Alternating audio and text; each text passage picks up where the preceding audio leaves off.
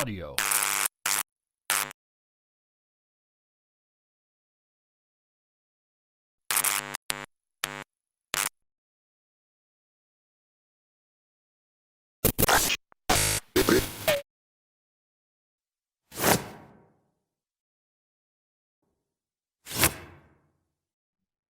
Oke, Assalamualaikum warahmatullahi wabarakatuh. Selamat pagi, selamat siang, selamat malam. Ya, kami dari Universitas Hamzanwadi dari Pusat Layanan Disabilitas ingin memperkenalkan alat identifikasi kesulitan fungsional belajar siswa. Nah, kami akan menjelaskan tutorial bagaimana cara pengisian alat ini ya, Bapak Ibu. Untuk alat ini bisa digunakan bagi akademisi, baik itu guru, mahasiswa, aktivis relawan, disabilitas, kader desa, dan lain sebagainya. Nah, untuk permakluman, bahwasanya alat identifikasi kesulitan fungsional belajar siswa ini digunakan untuk menduga adik-adik dengan hambatan fungsional belajar atau anak berkebutuhan khusus atau disabilitas di masyarakat dan di sekolah. Nah, ini kita gunakan datanya di sekolah. Nah, untuk linknya nanti bisa diakses di tentuan berikut di bawah. Jadi nanti Bapak Ibu tinggal mengklik, nanti kami sertakan. Nah, kelebihan aplikasi ini bisa digunakan walaupun tidak secara online ya Bapak Ibu. Jadi bisa digunakan walaupun nggak ada kuota seperti itu ya. Nah, adapun identifikasi kesulitan belajar fungsional siswa dalam konteks pendidikan inklusif di Indonesia ini digunakan istilah anak berkebutuhan khusus atau siswa dengan disabilitas. Nah, secara esensi memiliki arti yang sama. Ada ABK, siswa disabilitas. Nah, dalam konteks pembelajaran yang saat ini kita menyebutnya kesulitan fungsional belajar. Kita di halaman pertama disuguhkan dengan tampilan seperti ini. Ada apa? eh, Icon-icon yang ada di samping kiri kanan, ada next, ada gambar print, terus ada pengaturan. Oke, sekarang kita lanjutkan next ya. Bapak Ibu diharapkan untuk membaca setiap tahapan. Dan next. Nah, di identifikasi ini ada beberapa tujuan. Ada bagi guru, kepala sekolah, orang tua, dan pemerintah atau pihak lain. Saat mengisi format, dianjurkan dan diharuskan sebaiknya berkomunikasi dengan wali atau siswa dan guru lain di sekolah yang mengetahui profil belajar siswa. Sehingga data yang akan dimasukkan itu benar-benar data anak tersebut. Benar-benar valid datanya. Nah, kalau di sekolah bisa pada saat penerimaan siswa baru itu dikumpulkan kakaknya atau enggak diwawancarai walinya atau bisa dikumpulkan akta kelahiran. Kalau di desa bisa berkomunikasi dengan wali siswanya, wali anaknya, bisa juga minta kakak dan akta kelahirannya. Oke, kita next. Nah, dalam tahapan ini kita ada diberikan pilihan, ada dua ya.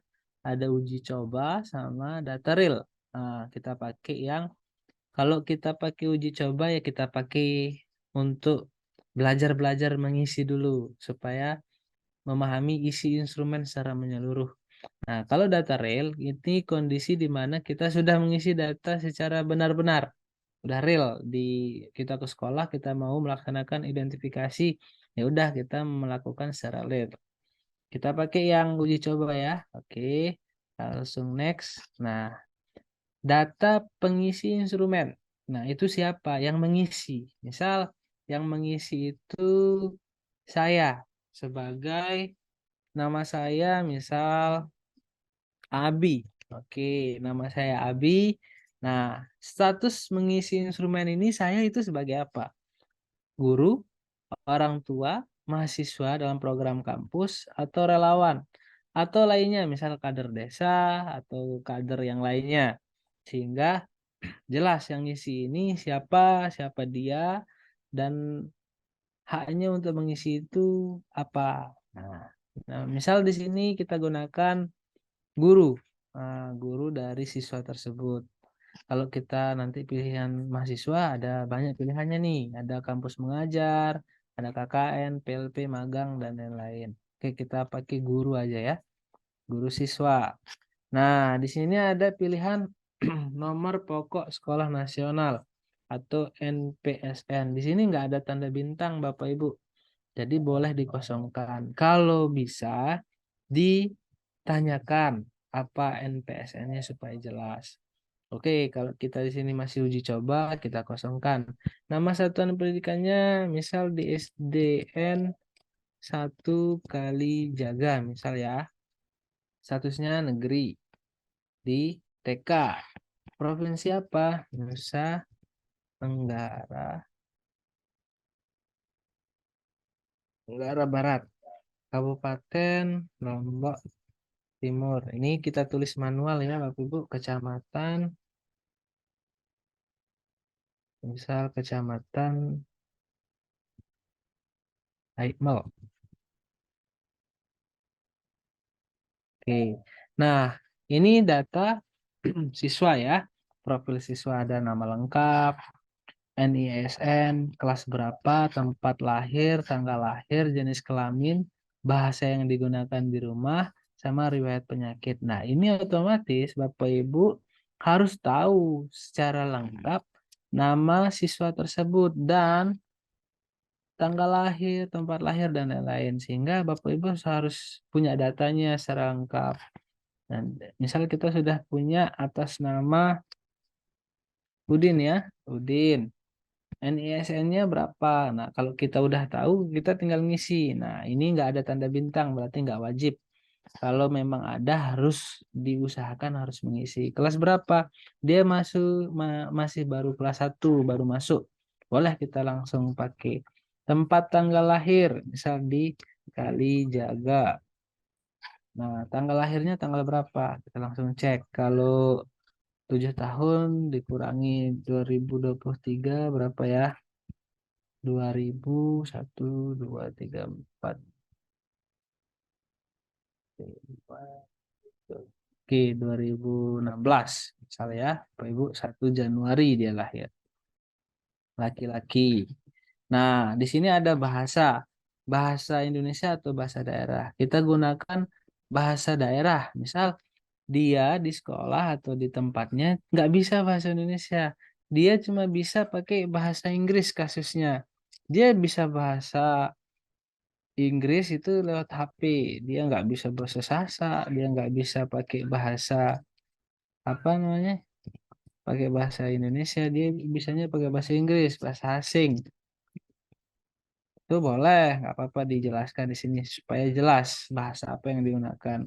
Atau kita pakai bahasa Sasa, misal dia nggak bisa pakai bahasa Indonesia, dia hanya bisa pakai bahasa bahasa Sasa, misal bahasa Sasa. Nah, di sini bahasa Kalijaga supaya jelas ya, supaya benar-benar tahu konkretnya bahasa Sasa apa yang dia bisa. Nah, riwayat penyakit ini berpengaruh dalam kondisi anak, kondisi siswa. Ketika dia mengalami hambatan, apakah ada riwayat penyakitnya apa tidak? Contohnya seperti step. Nah, jadi yang mengisi ini dia harus tahu dan tanyakan kepada walinya dulu dia pernah sakit apa enggak. Siapa tahu nanti ketika dalam proses pembelajaran seperti olahraga, dia tidak dipaksa dalam melaksanakan aktivitas berat kayak misal dia sesak atau dan lain-lain. Seperti itu ya Bapak Ibu. Kalau sudah selesai mengisi, next. Nah, di sini alamat siswa. Nah, makanya kita harus butuh datanya ini supaya nanti di bagian misal kalau butuh daerah A mau data siswa bisa langsung kita carikan. Misal di ini kali jaga E. Tinggal sama siapa dia? Nah, ini harus Bapak Ibu tanya. Adik ini tinggal sama siapa? Soalnya ini mempengaruhi dalam proses pembelajarannya di rumah. Misal dia tinggal sama walinya, biasanya eh, banyak orang tua yang kerja kerja sampai ke luar negeri. Nah, dia tinggal sama wali. Nama ayahnya siapa? Otomatis harus tahu kakaknya. Nama ayahnya misal A. Nah, kerjanya apa? Kerjanya sebagai migran. Nah, kita tulis migran. Nama ibu B. Kerjanya apa? Dia migran juga ternyata dia pergi. Oke, atau punya kita isi sesuai apa yang real ya. Nah, nama wali. Nah, kalau kita tadi menyebutkan wali berarti nama walinya kita sebutkan lagi. Misal nama walinya tempat adik ini tinggal namanya C misal. Ya udah kita tulis C. Hubungannya si C ini dengan wali siapa? Misal nenek atau kakek ya.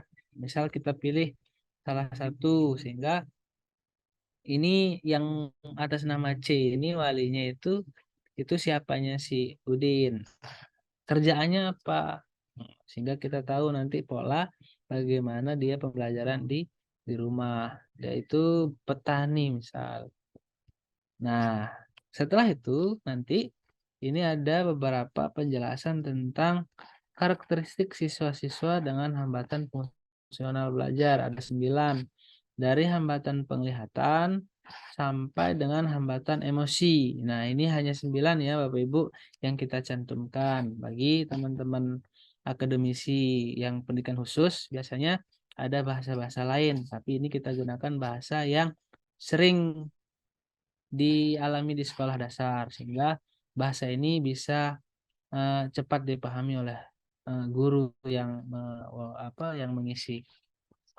Nah, ini ada pilihan apakah Udin itu diduga. Nah, diduga ya, ingat di garis bawahi dengan tegas di sini diduga memiliki satu atau lebih kesulitan fungsional di atas. Nah, ketika anak itu masuk, otomatis ada identifikasi awal secara terorganisir dengan baik sehingga kita dalam proses pembelajaran nggak telat dalam mengidentifikasinya.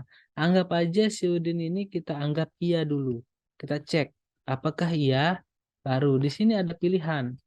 Kesulitan penglihatan. Nah, ini dijelaskan kesulitan mata untuk melihat sesuatu dengan jelas sampai dengan kontak mata atau tidak. Nah, apabila Udin memiliki penglihatan diduga, kita cek iyanya dulu, baru kita baca. Kalau di sini ada indikator penilaian, kalau dia mengalami salah satu dari ini, boleh kita pilih sesuai dengan keadaan siswa, keadaan anak. Kalau tidak ada, kita tulis tidak, maka tidak muncul pilihannya.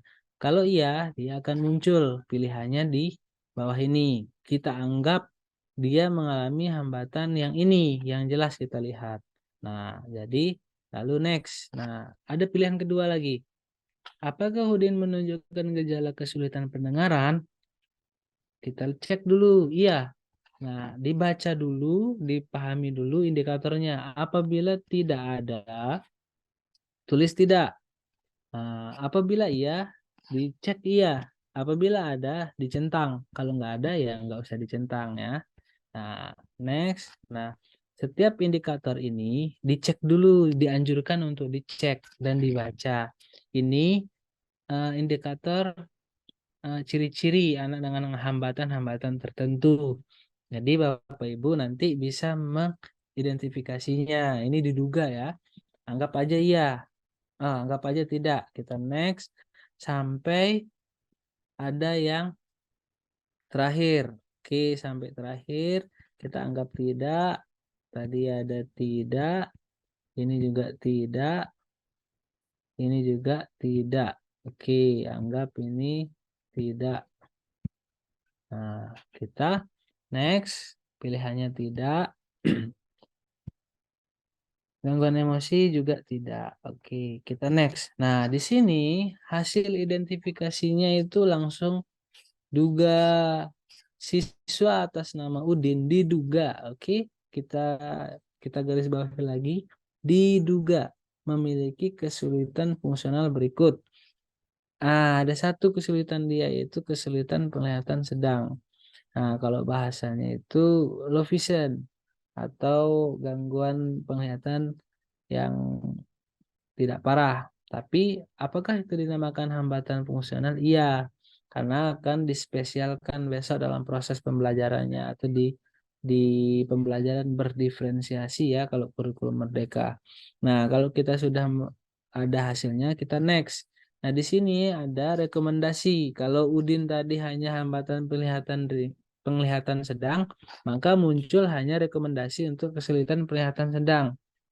Nah, di sini ada rekomendasi umum, terus rekomendasi untuk penglihatan sedang, tergantung apa hasil identifikasinya. Kalau dia double handicap atau double hambatan, nanti dua yang muncul, atau nanti multiple, nanti dia muncul 3 atau lebih. Jadi identifikasi atas nama Udin ini boleh disubmit. Kalau kita submit dia akan hilang. Nah, kalau Bapak Ibu nanti ada aktivitas lain, misal lagi sibuk atau panggilan dari siapa, bisa disimpan drive. Ya, disimpan drive maka muncul di sini, kita bisa melakukannya. Misal identifikasi siswa atas nama Udin. Udin ya namanya tadi ya, kita simpan. Nah, nanti dia muncul di sini. Nah, ketika Bapak Ibu nggak yakin hasil identifikasi yang tadi, mungkin ada perubahan. Nah, nyarinya di mana Bapak Ibu? Nah, di sini di pojok kiri atas. Nah, ada di sini. Tadi atas nama Udin ya. Nah, ini dia atas nama Udin. Jadi kita buka bisa. Kalau Bapak Ibu mau mencari lagi atas nama Udin itu, kalau disimpan draft itu di sini dia. Nah, maka dia muncul di sini atas nama Udin tadi. Nah, ini kan udah diisi nama yang isi Abi. Kita go N. Nah, go N itu langsung akhir-akhir. Kalau sudah yakin, itu bisa kita submit. Nah, kalau disubmit akan hilang. Kalau Bapak Ibu mau simpen PDF atau ngeprint, bisa di sini. Nah, di sini ada print. Print yang mana? Mau langsung print nggak apa-apa. Mau simpen PDF juga nggak apa-apa. Misal kita simpen PDF ya. Kita simpen PDF dulu sebagai data kita. Supaya kita punya datanya secara terlampir lah besok. Kita simpen. Itu kita taruh di sini atas nama Udin. Nah, ini ya Bapak Ibu. Nah, itu sudah ada di atas tadi saya udah coba Udin. Sehingga Bapak Ibu dalam dalam hal ini bisa disimpan PDF. Nah, oke, nanti kalau sudah disimpan PDF, bisa Bapak Ibu submit. Nah, ketika submit, maka data itu akan terkirim ke sumbernya. Nah, ini kita bekerja sama dengan Dinas Pendidikan Lombok Timur. Nah, jadi begitu Bapak Ibu, cara penggunaannya. Nah, untuk digunakan dengan sebaik-baiknya, kami dari Universitas Hamzah Madi dengan banyak kekurangan, ini yang kami kolaborasikan dengan inovasi NTB, bekerja sama dengan Kemenak, dan bekerja sama dengan Dikbud, serta BGP dan BPMP dalam proses ini dimohon untuk menggunakan dengan sebaik-baiknya. Apabila ada salah dalam proses alat identifikasi, nanti bisa didiskusikan. Nah, semoga Bapak Ibu bisa memaksimalkan tutorial cara penggunaan tersebut. Lebih kurangnya, saya mohon maaf. Selamat menyelesaikan cara-caranya. Semoga ini bermanfaat. Terima kasih. Assalamualaikum warahmatullahi wabarakatuh.